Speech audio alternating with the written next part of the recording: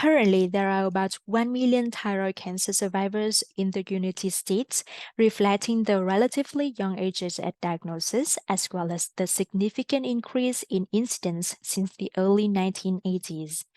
Most of these patients were diagnosed with small and early stage differentiated cancers, with an excellent long term disease specific survival.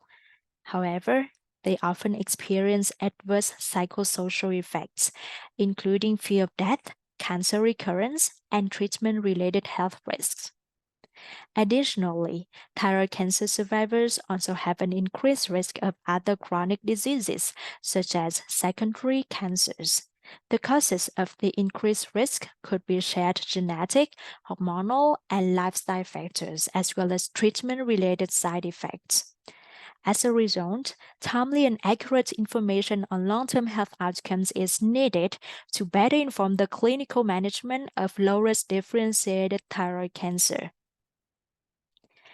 In the current study, we used data from a large cohort of 51,741 individuals diagnosed with low-risk differentiated thyroid cancer from the US SURE-12 database between 1992 and 2019. During a median follow-up of 8.8 years, 3,464 of these individuals died. While thyroid cancer accounted for only 4.3% of these deaths, the most common causes were non-thyroid cancers and cardiovascular disease. The cumulative 20-year mortality rates were low, 0.6% for thyroid cancer, 4.6% for non-thyroid cancers, and 3.9% for cardiovascular disease. Mortality rates from most causes of deaths in this population were significantly lower compared to the expected rates from the general population.